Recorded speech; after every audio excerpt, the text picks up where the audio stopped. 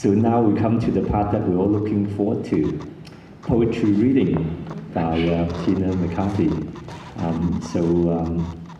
How many poems would you like to read to us? I have a series of 3 poems that were published last year in a poetry journal called Cordite, which is an international and national poetry journal of the highest order. I was very lucky that they liked my work and published 3 of my poems. And they're about Nana. Nana worked as a domestic servant. I personally would call her a domestic slave, being the Aboriginal woman out the back in a shed that looked after the coloniser, his children, cooked, cleaned, serviced, did whatever needed to be done. And often a child would come out of that situation. So my father was an illegitimate only son from a situation of Nana being on a station. I was told by an Aboriginal woman once that these women were called Bushmarys in New South Wales.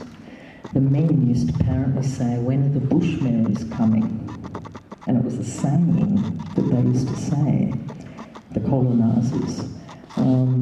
When I heard that, I just thought, Bushmarys, like, when are they coming? Like, what a bizarre thing for people to be saying, and why, you know? So I did a whole series on the Bushmarys, and I wrote these 3 poems, and they all got accepted. I thought one of them might, but they accepted the 3 of them. So I'll just read you those first.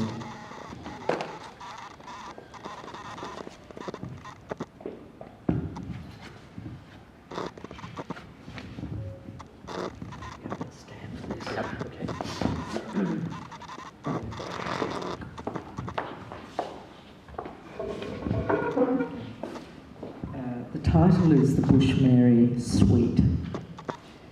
Where have the Bushmarys gone? I will no longer hide the truth of the Bushmarys. She is the non-virgin used by the carnal. She is her body, she is her blood, she has no voice. She comes out of the bush, she comes out of the dark. She comes out of the light, she returns to the dark. She is the mother of the bush.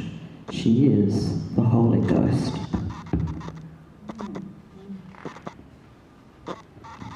When are the Bushmarys coming? Mary scrubs and cleans till her hands crack and bleed. Mary wants for nothing, just perhaps a good feed. Mary hears the sound of the white man's whistle. Mary scrubs and cleans while trying not to bristle. Mary has been called to stop work, to clock off.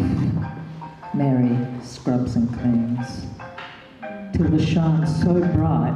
Oh no, is that the sun setting? Mary prays to Mother Mary, please just get me through another night. Sorry about that. And the final 3rd poem is The Ghost of the Bushmarys. The ghost of the Bushmarys, like playing cards, these Bushmarys gave birth to honouring the divine, O Mother Earth. The women told the men, we gathered, we. Young Mary first told Magdalene.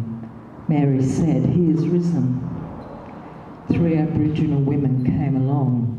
They took nothing. They strung coolamans, they left, bearing gifts. Women carrying children, honouring the divine fertility spirit. She is into earth and marking older plains.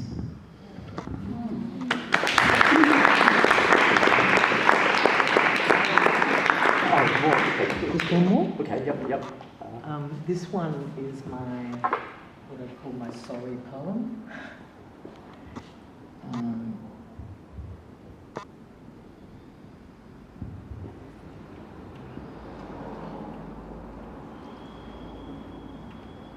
It's titled Who's Sorry Now? A sorry memento or a sorry lamento? The night bird sings its morning song. The day beckons like a light through the shadows. It feels hollow and it sinks me. A kind of weight follows, darkness pervades. It sinks into every crevice. Don't cry, baby, please don't cry. You are nothing but a promise. Return to silence, the quiet and calm of the night tide hitting the shore like a slap that's been worn before.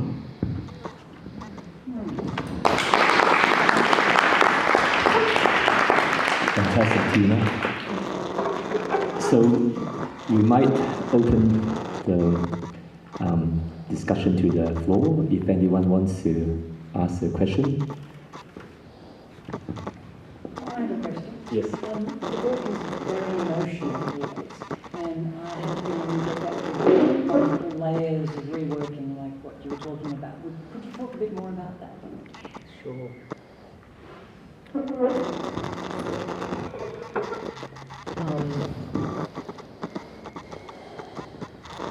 Each work I do is, like I said, I constantly change my work all the time. I don't ever want to be put in a box. But because I've got so much to paint about, it generally ends up experimental in whatever way I approach it. And it might start off by me going to a 20-cent machine in a chemist and taking a little tacky picture of one of my works. And then I might blow it up, and then I might paint on that photograph and turn it into a painting. And I don't want to give too much away, but like I said, throw it outside, do a dance, wish up a storm, bring it in, tear it up, put it back together. So I can't really say exactly how I work, but that gives you a bit of an idea. For instance, Blood on the Rocks of the Darling over there are very much shots I took with an iPhone lying in the River Darling. So I'm very interested in going to the place, which is my grandmother's country, being Broken Hill, and lying in the Darling, and then thinking about what's happened there. So then they became paintings, which are now photographs. So yeah, I just really like to try and explore as many mediums as I can, which then inspired me to work with encaustic wax and write the poetry I've written about the rocks on the wax. Yeah, I think experimental as anything. It's the best way to describe me. Yes. So was the water in the Darling when you were lying in it, or was it completely Dry as. And the other question I wanted to ask was about the poles over there. What do they represent? I call them the gatekeepers, and that can be interpreted in many ways. I once went camping. I was in a swag out in Central Australia, just a couple of 100k out of Alice, and I saw these large footprints in the river bed, and I had felt a sense of someone else there at night. I'd certainly seen dogs run past that I don't think were dogs. Essentially, what I mean by that is they seemed like spirit energies. When I went back into town, I went and saw an old elder, old Islander man, friend of mine, Aloysius Gorry. And I said, Uncle, what's the story with these giant footprints? And he said, they're the gatekeepers. That is the gatekeeper of that mountain. So that spirit guide protects that mountain. So there's one way of describing it. Another way of describing it could be that you have Aboriginal organisations that are meant to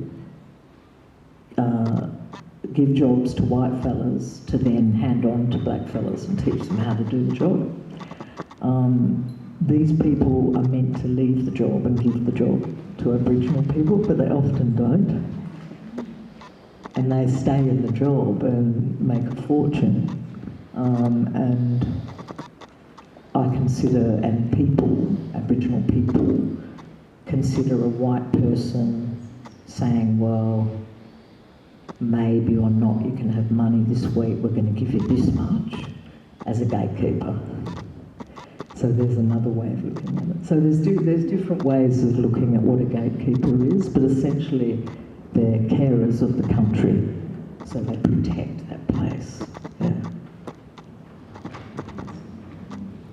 So sometimes when you talk about your work, they are sort of artist trade secrets, which we don't want to disclose too much.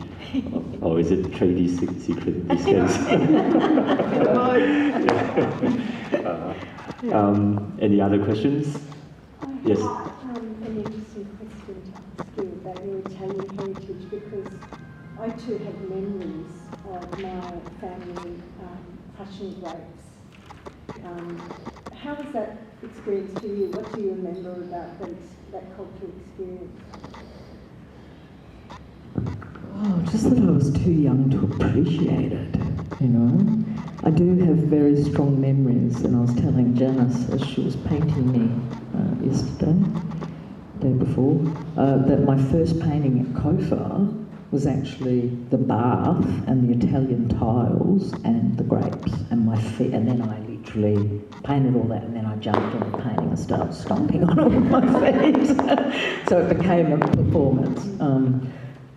As with a lot of my work, I'm the central subject, and I perform the work, and then it continues on and grows from there. But I just remember having great memories of running through the veggie garden and pulling carrot out and eating it, dirt and all, and going down to the cellar and looking at salamis, because they were literally first immigrants that came out and lived off the land in modern day Australia, but set it up like, as you know, like old Italy. So they fully lived off the land in a modern environment where they had a veggie garden and a cellar and a cow, and they made milk, butter, cheese from the cow, then ate the cow, and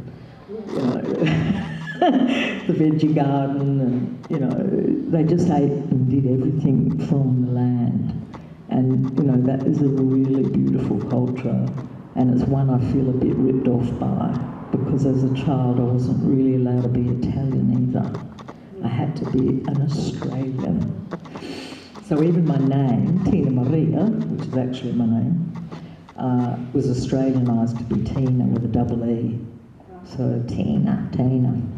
Sounds more Australian.